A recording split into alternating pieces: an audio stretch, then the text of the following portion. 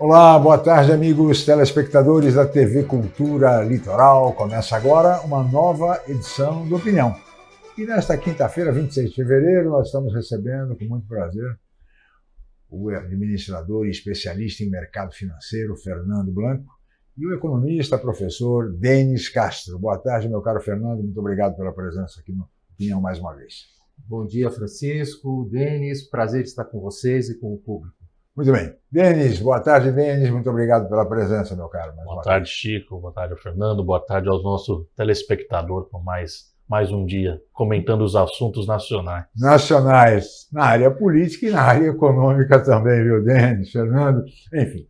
Mas, de qualquer modo, eu queria começar exatamente por um tema que vem aí centralizando a discussão política no Brasil, que é a questão do crime organizado e da CPI do crime organizado, que agora está instalada e pretende ouvir, para tanto, convocando o Banco Master, ou seja, na figura do seu fundador e presidente, Daniel Vorcaro, seu controlador, bem como os irmãos do ministro Dias Toffoli, estão sendo convocados pela CPI do crime organizado, a relação, a vida entre o Banco Master e o crime organizado. Também convidaram os ministros Dias Toffoli e Alexandre de Moraes, bem como sua esposa, a advogada Alexandre Viviane Barsi, para que prestem depoimento. Eles estão na condição de convidados, certamente não irão a essa CPI do crime organizado. Mas, de qualquer maneira, Daniel Vorcaro e os irmãos do ministro Toffoli estão sendo convocados.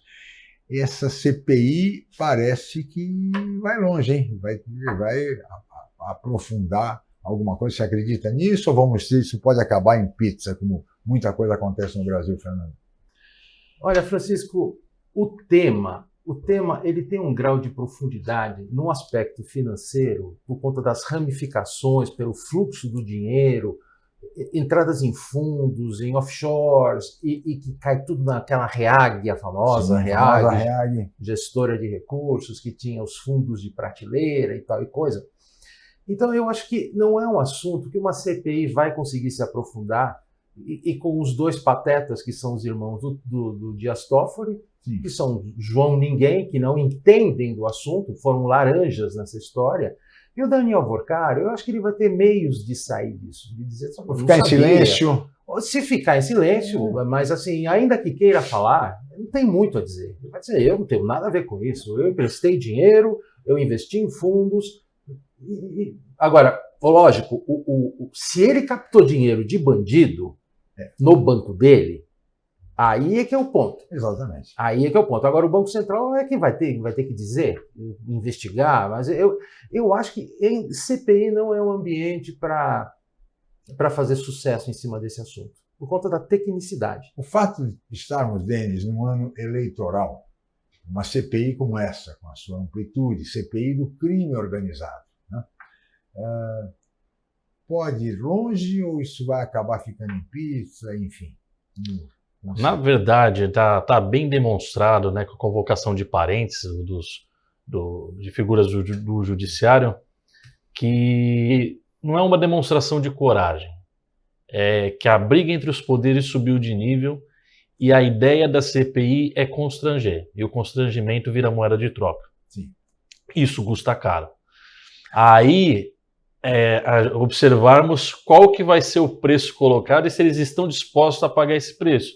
Porque uma boa quantidade dos senadores também estão envolvidos nesse escândalo do Master. Pois é. Ou seja, então é mais... Pega a República toda. Com certeza é um movimento só para fazer um oba-oba, até porque é um ano de eleição e ninguém quer se prejudicar muito. Tem as questões aí com o Tribunal Superior Eleitoral, tem a questão da campanha, que eles já estão em campanha, esse ano é difícil eles trabalharem, então perder tempo em CPI eu acho muito difícil, então é mais para tentar dar uma resposta aí para o público, mas não esperem que essa CPI vai se estender, vai descobrir algum crime, porque a maior parte dos senadores que lá estão hoje são incapazes, são os inúteis, e então provavelmente vai ficar nesse caminho aí, é mais para fazer um oba-oba ali na televisão, mas também não aprofundar muito, porque eles não têm capacidade técnica, nem capacidade de investigar, muito abaixo da Polícia Federal, então é mais para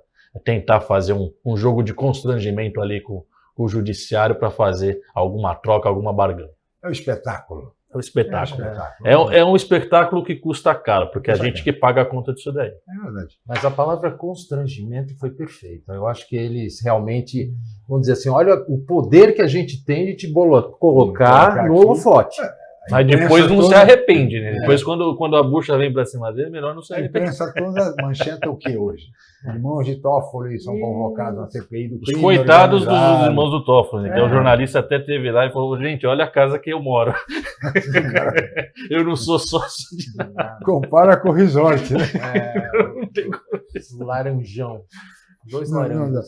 Mas, de qualquer maneira, esse estilo de política no Brasil, que acaba em pizza, enfim, que tudo se acomoda, também me parece, Fernando e Denis, que está assim circundando a questão dos penduricários, porque a liminar do ministro Flávio Dino suspende os pagamentos dos penduricários, né? Reforçada depois desse posicionamento do ministro Gilmar Mendes. Mas agora surgiu, depois de uma reunião entre o presidente do Supremo, Edson Fachin, presidente do Senado, Davi Alcolumbre, presidente da Câmara dos Deputados, Hugo Mota, e com participação de integrantes do Executivo, surgiu a ideia de uma regra de transição para os penduricários. Um prazo de 60 dias para acomodar, não sei o quê.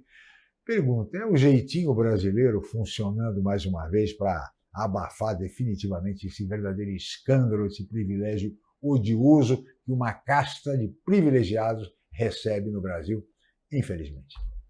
É mais uma desfaçatez que a gente está vendo vindo da elite do servidor público, né? Porque é importante ressaltar, nós não estamos falando do servidor público de carreira, que trabalha duro, ganha pouco, tem condições de trabalho muito limitadas. A gente está falando da casta lá de cima. Tá? E definitivamente é uma vergonha, porque é um conluio entre os três poderes para assaltarem o Tesouro Nacional. E a gente vê todo dia se falando, porque o governo é Gastão, o governo é Gastão. Olha aí o governo Gastão. Judiciário e Congresso capitaneando o assalto ao Tesouro. Isso aumenta o déficit público, isso vai mexer na taxa de juros lá na ponta, ou seja, é um descalabro que está todo dia nos jornais e o cidadão comum parece que não entende. E até analistas da própria Faria Lima que se fingem de mortos porque preferem atacar apenas o executivo, quando na verdade é o Estado inteiro, a praça dos três poderes está ali mancomunada. É verdade. Meu caro Denis, o Jornal Globo trouxe uma matéria dia desses dizendo o seguinte, que o paraíso dos penduricários é o Tribunal de Justiça de São Paulo.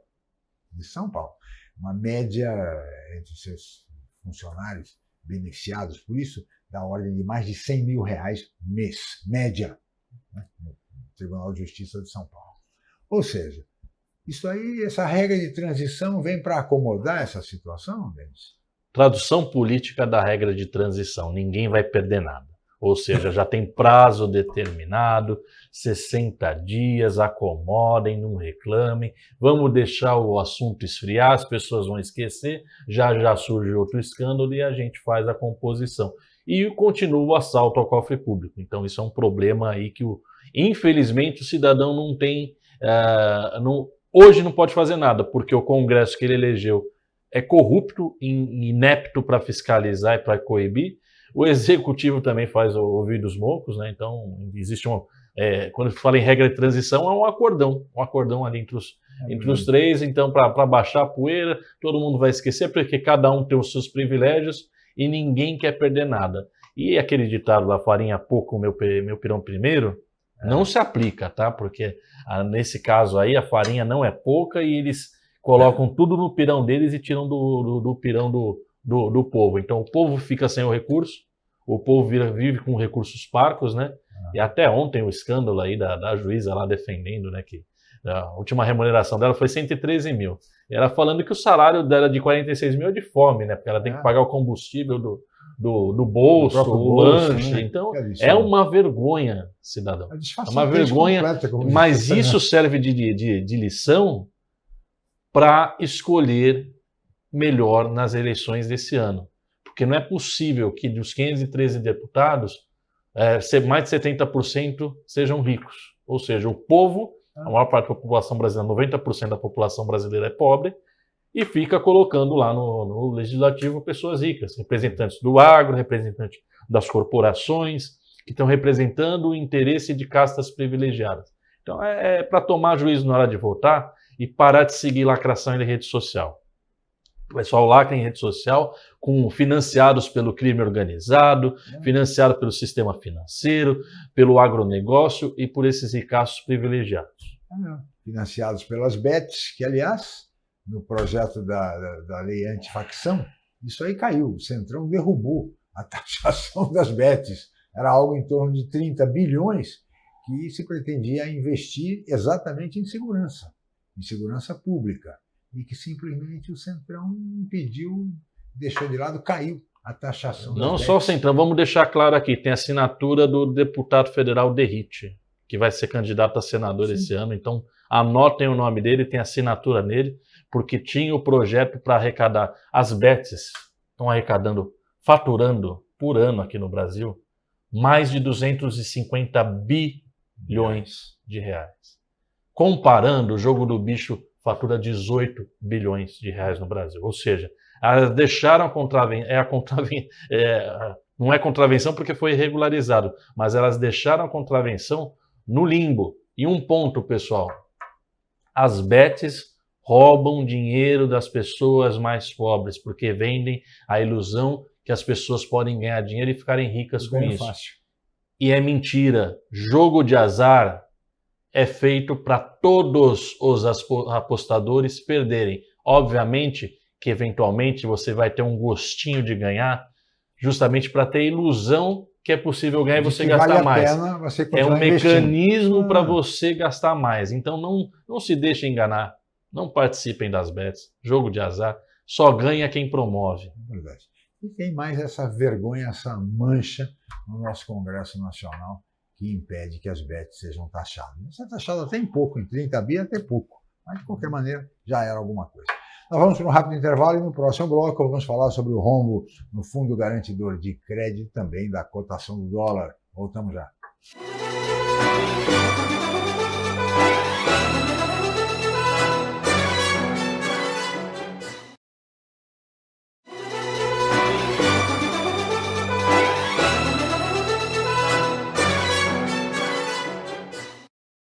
Muito bem, estamos de volta com a opinião desta quinta-feira, dia 26 de fevereiro, e hoje contando com a participação de Fernando Blanco, que é especialista em mercado financeiro, administrador, e também do professor e economista Denis Castro. Fernando, eu queria saber de você o seguinte, dois aspectos que eu queria que você abordasse, você e Denis também, claro. É a questão do rombo no Fundo Garantidor de Crédito, da ordem aí de 51 bilhões por conta da crise do Master, né? E a cotação do dólar, que caiu ao menor valor desde maio de 2024. É uma péssima notícia e uma ótima notícia para o país, né? O caso do Banco Master, né, e o seu poder destrutivo, não só no mundo das finanças, mas também na política, no mundo empresarial, porque tem um monte de empresa encalacrada por causa deles. O ponto que eu destaco aqui é o seguinte: desses 51 bilhões que está sangrando do Fundo Garantidor de Créditos, quem deve estar com mais ódio disso tudo é Itaú, Bradesco, Santander e o Banco do Brasil também. Porque são esses 4 bancos, principalmente, a Caixa Econômica também, numa certa extensão, Claro, que vão ter que tampar esse rombo. Vão ter que assinar um cheque. A estimativa do Itaú, porque é em função dos depósitos que os bancos recolhem, da sociedade, sim, que eles passam 0,038, 1, 2, 3, tal.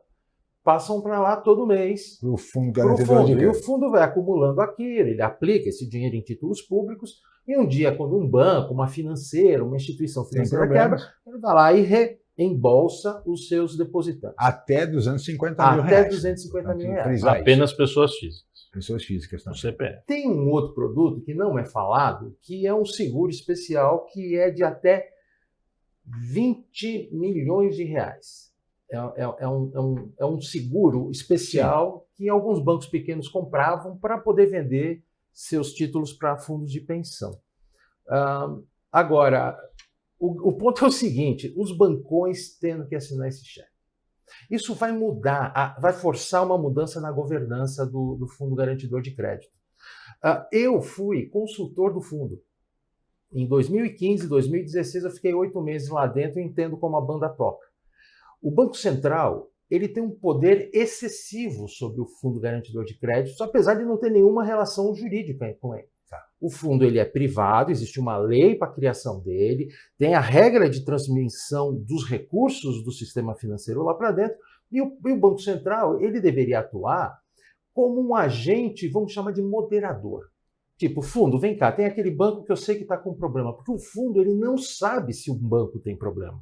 Ele não tem poder de supervisão, de investigação. Já o Banco Central, sim. Ele, Banco Central, tem obrigação de detectar fragilidades no sistema e assim, digamos assim, atuando em conjunto com o Fundo Garantidor para que esse se precavenha. Pouca gente sabe que o Fundo Garantidor de Créditos empresta dinheiro para bancos. Banco que está para quebrar, o Banco Central chama o fundo e diz assim, fundo, se esse banco quebrar, você vai gastar 20 bi. Empresta 5 que resolve depois a gente... Então isso acontece toda hora. Quando o Banco Pan do Silvio Santos quebrou, o Fundo Garantidor, eu estava lá dentro, o Fundo Garantidor de Créditos, ele emprestou dinheiro para o BTG, um banco riquíssimo do André Esteves, para o BTG salvar o Banco Pan. Então o Banco Pan sai do Silvio Santos falidaço, vai para dentro do conglomerado BTG com o dinheiro do Fundo Garantidor. Então, assim, eu já li entre linhas, que o próprio Vorcaro captou dinheiro do Fundo Garantidor de Crédito. Eu ouvi falar um número de 5 bilhões por ordem do Banco Central. E quando eu digo ordem, é porque o Banco Central manda lá dentro. Os diretores, o conselho, todo mundo se pelava de medo do Fundo Garantidor de Créditos. Do Banco Central, perdão. Então, essa governança tem que mudar. E os bancos agora, tendo que assinar cheques bilionários, vão ter força para isso. Essa é uma questão muito séria. Denis Castro. Essa questão do FGC não é rombo de 51 bilhões, gente. Não é erro técnico, é gestão fraudulenta, é crime calculado. E a gente tem que entender que o FGC ele não deve servir como um seguro para esse tipo de situação. Porque senão, qual o recado que está sendo dado? Olha, vocês podem entrar no mercado financeiro, podem aplicar golpe, como aconteceu no caso do Banco Master, fazer uma gestão temerária, perder todo o dinheiro, e o FGC vai garantir isso e vai cobrir. No final das contas, ao fim e ao cabo, a conta vai cair no bolso do cidadão. Nós que iremos pagar. Os bancos vão emitir cheques bilionários? Ok. Mas, de novo, o banco não vai fechar com prejuízo. Ele acaba repassando isso para o cidadão. No final das contas, é o cidadão que vai bancar todo esse prejuízo. E isso é um recado muito ruim aí para o mercado, e o Banco Central, as instituições deveriam se posicionar de maneira mais firme para passar um recado de segurança para as pessoas. As pessoas acabam pegando desconfiança do sistema financeiro. Então, um escândalo desse é muito ruim para o sistema financeiro brasileiro, que ao longo dos anos se provou muito seguro. Então, acaba riscando aí um risco na imagem, e o Banco Central tem que ter um posicionamento mais efetivo, né? Aí fica aquele negócio, né? O constrangimento do presidente atual de se posicionar em relação ao presidente anterior do Banco Central, que fez gestões ali bem próximas para ajudar o Daniel Vorcaro e o Banco Master. Então, as coisas têm que ser colocadas mais claras, em vez de querer proteger o amigo, o colega, tem que pagar. Quem errou tem que pagar. Tem que proteger a população, o cidadão, que é o cidadão que paga essa conta. É isso mesmo. Eu já andei... Desculpa, Francisco. eu já andei colocando por aí que uma das mudanças de regra que tem que ter no Fundo Garantidor de Créditos, lógico, com a bênção do Banco Central e mudança da lei, Sim. é que o Fundo Garantidor ele não pode garantir qualquer CDB, qualquer letra financeira. Tem que ter um limite de rentabilidade. Porque, veja bem, quando um banco emite um CDB pagando 140% do CDI, está estampado que aquele banco está quebrado, que ele não tem liquidez e por isso ele precisa pagar tanto a ponto de atrair investidores. Então, isso é taxativo. Então, o que o Banco Central deveria capitanear dentro dessa mudança de governança é que, por exemplo, o que um banco saudável poderia pagar acima do CDI? Define um número. 115? 120? Ok. Banco pequeno e médio não tem força para brigar com o Itaú, com o Bradesco, com o Santander. Então, um banco, como seria o Master, ok, até 120%, se quebrar, o fundo paga. Emitiu um CDB a 140%? Não pago. Porque aí entra nisso que o Denis falou, sim, que é um banco quebrado. E o Fundo Garantidor ele não existe para patrocinar gestão temerária, fraudulenta. Aventuras fraudulentas. É isso aí. Não, sem dúvida nenhuma. Agora, Fernando, Denis, e a questão do dólar, da cotação do dólar? Cai ao menor valor desde maio de 2024. Graças a Deus. Isso é um ponto muito importante, porque dólar alto ele é sinônimo de carga inflacionária. Tá. O Brasil hoje importa uma infinidade de coisas, né? A nossa história cambial ela é muito turbulenta, porque nós já tivemos uma crise cambial em 1999 e nos anos 80, então era toda semana, né? Desvalorização, sim, do real, aquela coisa toda. Hoje nós temos um câmbio livre que flutua entre bandas que a gente não sabe, porque é uma banda suja, né? Antigamente a gente chamava de banda cambial, que tinha a dizer, olha, bateu aqui, o Banco Central vende dólar. Bateu aqui, o Banco Central compra dólar. Hoje isso não é claro. O Banco Central atua, sim, sem avisar. Mas o governo Lula, em um dado momento, o dólar bateu 4,40.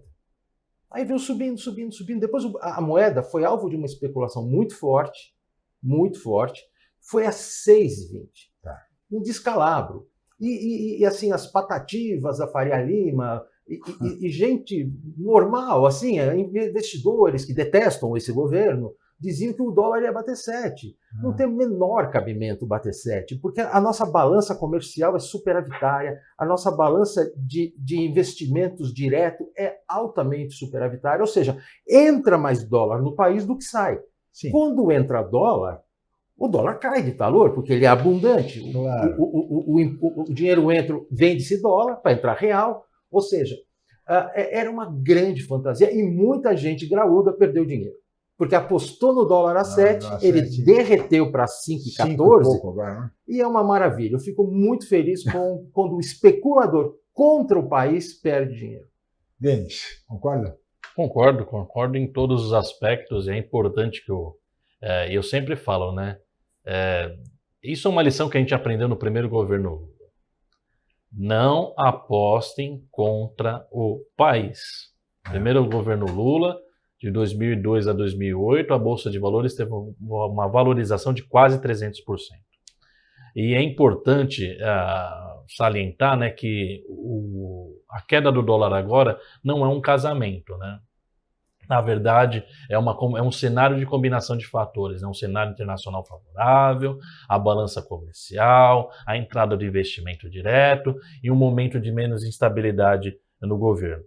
Então, isso acaba se traduzindo no dólar mais baixo e também tem em mente o seguinte, né? Que é o humor. Pode mudar a qualquer momento. Sim. No susto, ele aumenta. Na confiança ele abaixa, ou seja, a gente tem que fazer essa leitura. Então, qualquer solavanco aí, uma coisa sensível, ele acaba subindo, e muito por conta o especulador está no papel dele. Normalmente o especulador não perde dinheiro o assustado. O assustado que o Brasil vai virar uma Venezuela, o Brasil vai quebrar, o Brasil está acabando, o Brasil está quebrado, está todo mundo falindo. Não era esse o cenário era de desemprego baixo, superávit comercial e atividade econômica aí até pressionando a inflação que motivou aí a alta da taxa Selic. Então, não tinha fundamento sólido para se falar que o dólar ia chegar a R$7. Era muito mais na torcida contra o governo, né, o susto, né? Porque tem o especulador. O especulador normalmente não toma prejuízo, mas o assustado toma. Que ele fica assustado, vai lá e faz o que o especulador mandou ele fazer, ele perde dinheiro, o especulador bobagem. Ganha, faz bobagem. Tá certo, Denis, tá certo, Fernando. Peço licença de ambos. Vamos para mais um intervalo, voltaremos em seguida com a opinião.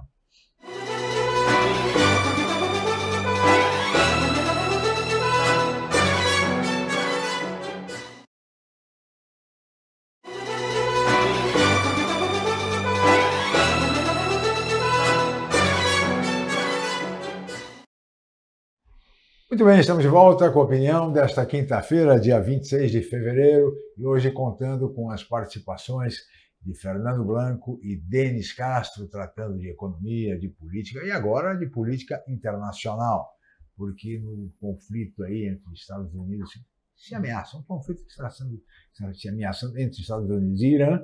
O presidente Trump faz novas ameaças ao Irã, impõe sanções e desloca sua esquadra de guerra para o Oriente Médio e busca um acordo em termos do acordo nuclear. Se isso não acontecer, Trump ameaça atacar o Irã. Há risco de um novo conflito, mas eu queria saber que vocês respondessem isso depois do VT que nós vamos apresentar sobre essa questão Estados Unidos e Irã. Vamos ver o VT, por favor. As Forças Armadas iranianas testaram drones e mísseis e fizeram exercícios militares em terra e mar. Teherã afirma que responderá com força se o país for atacado. Além das ameaças verbais feitas pelo presidente norte-americano Donald Trump, a tensão entre os dois países aumenta diante do reforço ao contingente militar enviado para a região. O maior porta-aviões do mundo, o Gerald Ford, está na Grécia e deverá seguir para o Oriente Médio. Segundo a imprensa norte-americana, pelo menos outros 16 navios de guerra já chegaram à região. Pois é. Há risco de um novo conflito, senhores? Denis. O Trump ele tem uma maneira de atuar diplomaticamente bastante ortodoxa, né? Ou heterodoxa, enfim. Ele primeiro pressiona, depois ele ameaça e depois ele conversa. E nisso, mas ali no Oriente Médio, esse cálculo ele pode induzir a um erro. E erro normalmente no Oriente Médio custa caro, inclusive no nosso bolso, que acaba explodindo aí o preço do petróleo. Então são riscos aí que para a economia e para a paz mundial que a gente corre desnecessariamente por conta desse ímpeto e desse temperamento imprevisível do Trump. É arriscado esse estilo de negociação, né? Ele não é convencional e nem conservador e acaba trazendo bastante risco. Às vezes ele tem êxito, mas nesse segundo mandato dele ele tem feito bastante pataquada, né? Ou seja, tem comprometido a economia mundial, a economia dos Estados Unidos e muito esse negócio. Ele se acha merecedor do prêmio da paz, do Nobel da Paz, só que ele vive tacando bomba em todo mundo e ameaçando todo mundo, né? Com um porrete na mão. Ele vai tomar esse prêmio com um porrete, ele vai chegar lá na cerimônia com o porrete na mão, se vocês não me derem, eu taco uma bomba aqui. Isso é o recado que ele passa para o mundo, né? Infelizmente. Fernando Blanco. Olha, eu particularmente não acredito numa guerra, apesar do deslocamento de forças militares para o Oriente Médio ser o maior desde a invasão do Iraque. Ou seja, é coisa grande, é volume de guerra. Agora, o Irã não é invadível, né? Nem os Estados Unidos quer invadir um país com aquela população enorme, acho que coisa de 80 milhões de pessoas, ele não tem interesse nisso. A notícia boa que eu li agora, vindo para cá, do Financial Times, um jornal inglês, é que fontes disseram que em Genebra, na Suíça, está acontecendo um encontro hoje com o Steve Witkoff, que é o negociador para o Oriente Médio, com o primeiro-ministro iraniano, onde eles vão negociar um deal, como diz o Donald Trump. Aí você fala, deal é um acordo à la Venezuela. Venha investir no Irã. E aí, a questão nuclear do Irã é uma grande narrativa. Ninguém sabe se aquilo tem, de fato, capacidade de gerar bomba. Então fica, gera bomba, não gera bomba, não sei o quê. Ele quer fazer negócio. É lógico, para com essa coisa de dizer que vai dizimar Israel, que é um risco existencial para Israel. Isso, obviamente, o americano não quer, porque o judeu americano não quer. Então, na minha visão, não vai ter guerra. Eu acredito e estou apostando e torcendo para que haja um acordo de negócios, como eles fizeram. Muita gente achou que o Trump ia derrubar o regime lá do chavista da Venezuela, que nada. Ele está querendo fazer negócio lá. E vai fazer, eu creio que vai fazer igual com o Irã. Dá trabalho esse negócio de implementar a democracia, né? Pois é. Deixa do jeito que está, me favorece aqui. Me favorece, eu quero é Na grana. Venezuela, a vice-presidente Delcy Rodrigues, que é chavista, continua lá e o Trump tem uma boa relação com Chavista, ela. porém entreguista. Pois é. A lá Trump. Ela está visando A lá Trump. os interesses pessoais. A mesma coisa de quem ocupa o poder na Venezuela. Eles querem o bolso cheio e está Tá todo de bom mundo tamanho feliz. para o Trump.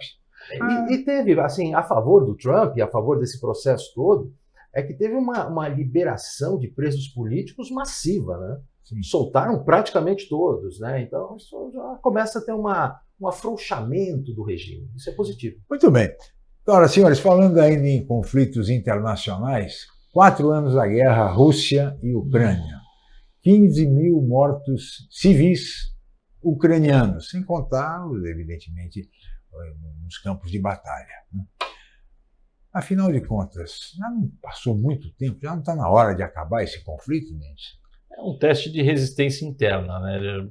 Provavelmente o que se aponta aí no caminho é que nenhuma das duas partes vai ter uma vitória clara. Eles estão testando aí quem que consegue resistir mais. A Ucrânia acaba resistindo por conta dos aportes financeiros da comunidade internacional e de armas, principalmente dos Estados Unidos. E a Rússia ali, com todo o boicote que foi imposto aí pelos Estados Unidos, pela ONU, pela comunidade internacional, ela acaba ali, a relação dela com a China e com outros países, e mesmo os Estados Unidos também tem interesse na Rússia, acaba ali mantendo uma situação até boa para a sua população. A Rússia teve muita perda militar, né? Ela se enfraqueceu militarmente. E economicamente também, porque gastou muito. Está gastando não, muito. O gasto é muito grande, né? Mas economicamente ela ainda é uma potência, inclusive ali bem próximo do Brasil, ali quando a gente vai ter o parâmetro da medição do PIB. Então, realmente é um teste de resistência. E como que vai ser finalizado esse acordo? Eu acho, não sei, eu não vejo no horizonte no curto prazo, no médio prazo, porque as duas partes estão irredutíveis, ninguém quer ceder, porque a condição do Putin é que a Ucrânia ceda tudo e ele ganhe tudo. E não se resolve não se faz acordo dessa forma, né? Normalmente um cede um pouquinho, o outro cede um pouquinho, e até a questão da reconstrução da Ucrânia que é importante.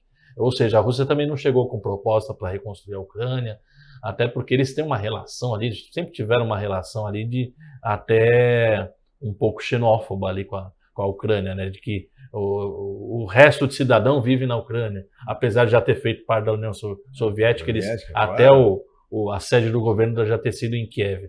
Então tem questões culturais ali envolvidas e de orgulho que eu acho muito difícil ter uma solução rápida, porque nenhuma das duas partes quer ceder. As soluções são colocadas na mesa para que a Ucrânia ceda tudo. Se você ceder tudo, desiste de ser um país e entrega para qualquer um. Não tem acordo nenhum. Não vai ter acordo, né? Se não for bom para ambas as partes. E a gente tem que lembrar um ponto. O Zelensky é teimoso, a Ucrânia é teimosa. Não é assim, eles já perderam a Crimeia em 2014. Que é muito significativo. Não é uma visão simplista do problema. Fernando, você acredita em alguma solução? Você vê perspectiva, pelo menos, de um cessar-fogo? Pois é, o Trump ele já fez todo tipo de pressão em cima do Putin. Putin ignora solenemente. Putin quer o Donbass, que é aquela região que faz quase tudo faz fronteira com a Rússia ali. mas eu acho que principalmente ele quer um acordo. Eu acho que aquilo até em termos de Constituição, uma cláusula constitucional na Ucrânia que ela não se associe à União Europeia e não se associe à OTAN. Ou seja, ele não quer que aquele território que na cabeça dele sempre foi do Império Russo lá atrás, que aquilo bote ogiva nuclear apontada para o território russo. E eu acho que a Ucrânia foi petulante nesse aspecto. Apesar de ter seu direito soberano, o mundo não funciona assim. Quando o Zelensky começou a cantar de galo que a Ucrânia é soberana para fazer o que quer, eu já escrevia sobre isso, dizendo o seguinte: experimenta a Rússia dizer que vai botar míssil nuclear no México. Quanto tempo o México dura vivo? Experimenta o americano dizer que vai botar míssil nuclear no Laos, coladinho com a China. Não dura uma semana. Vide a crise dos mísseis soviéticos em Cuba, em 1962, que quase teve uma guerra nuclear. Porque o Kennedy disse, aqui, no meu quintal, não vai ter míssil soviético. É a mesma coisa que o Zelensky ameaçou a Rússia. Eu vou entrar na OTAN, eu vou entrar na União Europeia. Não vai. É zona de influência, amigão. No meu quintal não vai ter arma do inimigo. Bom, aí a coisa descambou. Aí ele começou a inventar história, que diz que o Donbás é uma região russófona, onde tem muito russo que fala russo, não fala ucraniano, são idiomas parecidos, mas diferentes, e que eles estavam sendo maltratados. Então, para proteger o povo russo que vivia na Ucrânia, ele invadiu e quer aquela região para ele. Narrativas. Também, assim, um discurso absolutamente inconsequente. Ou seja, mortes, né? Mortes. E veja, um país como a Ucrânia, 15 mil mortos na população civil nesses 4 anos de guerra. Isso parece que ninguém considera. Cidades belíssimas sendo destruídas. Como vai ser a reconstrução, como disse bem você? Ou seja, é uma situação delicadíssima e nem mesmo o Donald Trump, com seu estilo, está conseguindo resolver uma situação como essa. Realmente vai ser muito difícil, concordo com vocês. 4 anos de guerra, fica aquela sensação de que parece que começou ontem, né? Mas tamanha a violência. Eles já estão tomando um cafezinho meio ao conflito. Já acostumaram. Já acostumaram. Já tem uma sensação de capacidade de adaptação do ser humano. De normalidade. De normalidade. Triste, realmente é muito triste, muito preocupante. Vamos para mais um intervalo e voltaremos em seguida com a opinião.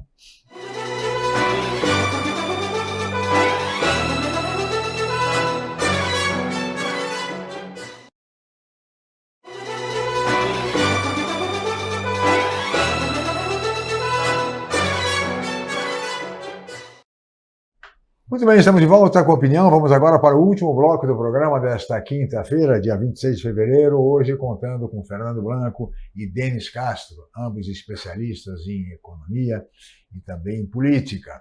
E neste último bloco eu queria falar um pouco a respeito da sucessão no Brasil, Fernando e Denis. Nós estamos, afinal, há 7 meses das eleições e hoje foi divulgada uma pesquisa da Atlas Intel e que pela primeira vez mostra um empate técnico no segundo turno entre Flávio Bolsonaro, provável candidato do PL, e o presidente Luiz Inácio Lula da Silva, candidato do PT.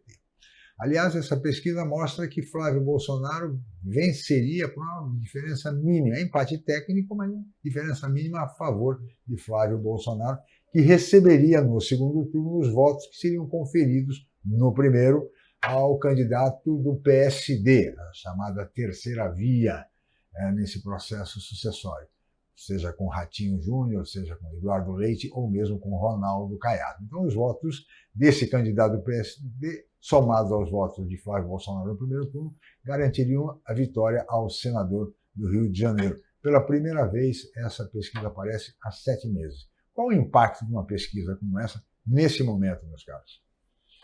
Denis, por favor. Na verdade, essas pesquisas nesse momento, elas estão servindo aí mais para precificar os acordos, né? Ontem a gente já viu que o PL, como é que o PL está negociando as candidaturas.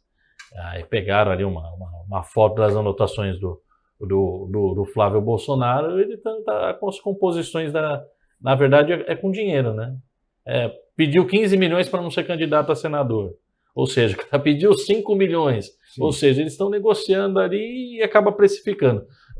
Essas pesquisas agora, muito a imprensa está utilizando o que a gente chama de clickbait, né? Para chamar interesse. Então, Flávio Bolsonaro vence Lula no segundo turno. Ou seja, as pessoas vão clicar, gera engajamento, deixa o público aquecido, Sim. vende anunciante, discussão, vende notícia, e dá as notícias, o pessoal aí fica um mandando para o outro no WhatsApp, no Instagram. Então fica essa bagunça essa toda. Movimentação pré-eleitoral. Isso só ajuda ali o PSD, né, o Kassab, porque ele que vai precificar, né, quanto que vai custar o apoio e o palanque. O Kassab hoje é o detentor do maior número de palanques eleitorais no Brasil, maior número de prefeituras e provavelmente deve se consolidar também entre a maior bancada a ser eleita no Congresso Nacional nesse ano. Isso é o grande objetivo então, do PSD. Então esse vai ser, ele acaba colocando o preço para ele e, de novo, eu não tenho certeza que Flávio Bolsonaro é o candidato à presidência, porque ele não pode ficar sem mandato, senão ele cai nas garras da justiça, que está ali só esfregando as mãos, esperando, fica sem o foro privilegiado para você ver que se você não vai responder por todos os crimes que você é acusado e não responde por conta do foro privilegiado. Ele é protegido pelo foro privilegiado. E aí tem até uma movimentação que pode confirmar essa minha dúvida, porque se fosse certeza que ele não iria concorrer pelo Rio de Janeiro, que ele não vai concorrer ao Senado de novo, vai concorrer à presidência, por que o irmão dele não vai disputar a vaga dele, que ele vai deixar no Senado nos Estados Unidos? Teve que se mudar para Santa Catarina, gerando um conflito também ali com o PL, com o PSD, Carlos Bolsonaro. Ou seja, se fosse certa essa candidatura dele, Carlos Bolsonaro não tinha se mudado para Santa Catarina. Eu ainda tenho muitas dúvidas. Na verdade, ele também está precificando ali uma posição. Quanto que vocês vão me pagar para eu não ser candidato ou seja, e também a questão da proteção, porque ele não pode ficar sem foro privilegiado. Meu caro Fernando, o PSD, disse o presidente Gilberto Kassab, que o partido terá candidato à presidência da República.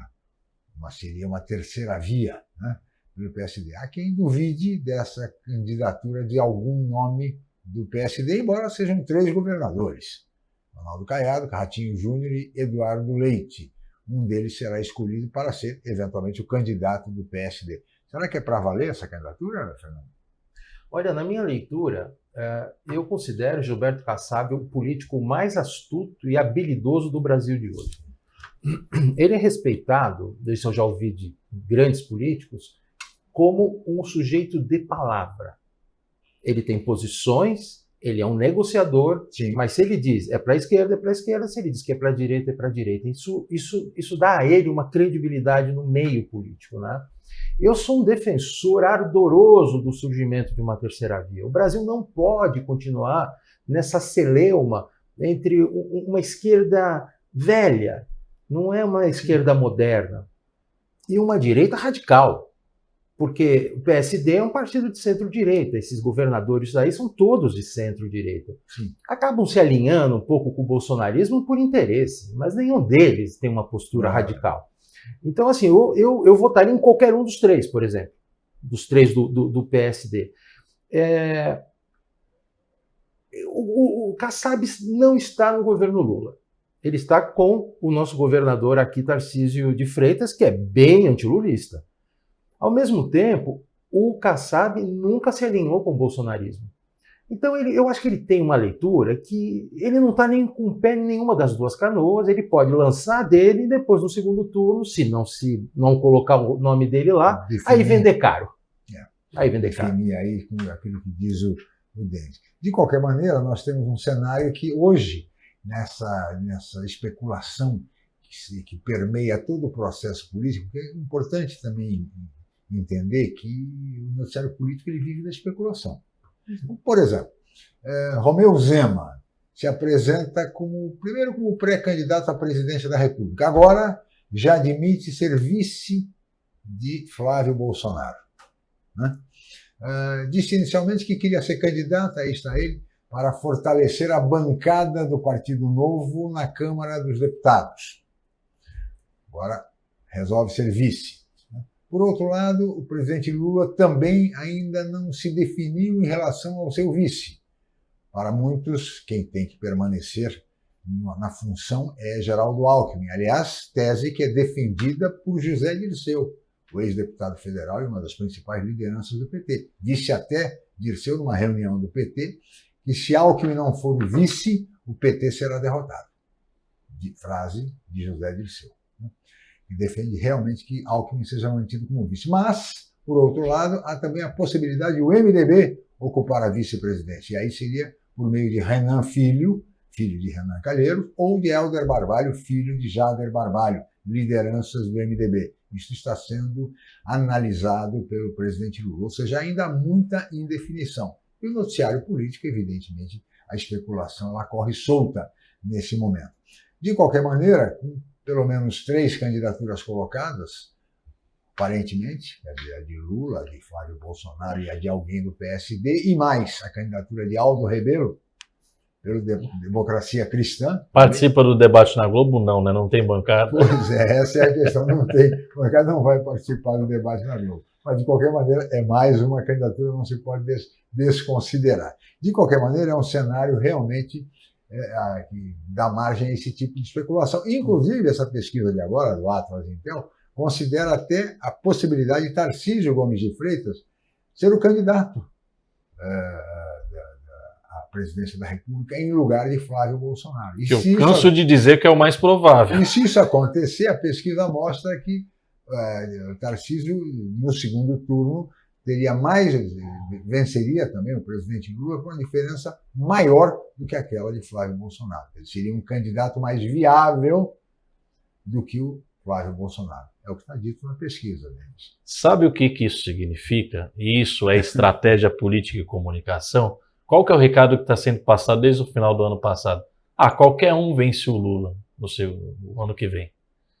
Então, se qualquer um vence o Lula, então qualquer um pode ser candidato. Sim. Então, aí que se precificam as articulações, mas, na verdade, isso acaba protegendo o Lula. De fato, qualquer um vence o Lula, nesse cenário que nós estamos vivendo, dólar baixo, bolsa batendo recorde, Claro que desemprego baixo, balança comercial favorável, o agro batendo recorde de exportação, o porto batendo recorde de movimentação, ou seja, então toda esta narrativa promovida de que qualquer um vence o Lula tem estratégia por trás, tem método.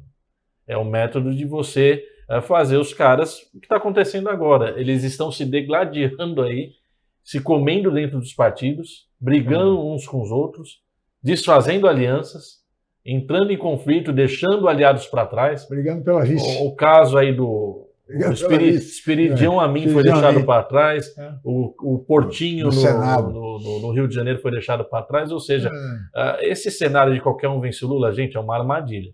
Eu espero que ter passado esse recado aqui para vocês e não pode ser que ele perca, porque qualquer um tem chance de ganhar a eleição, mas só que do jeito que está sendo passado, é armadilha, não caiam nisso. É verdade. Fernando, olha, nós chegamos ao final. Você sabe que poderíamos continuar conversando bastante, mas temos as nossas limitações de tempo e chegamos ao final. Muito obrigado, viu, Fernando, pela sua participação mais uma vez aqui no Opinião.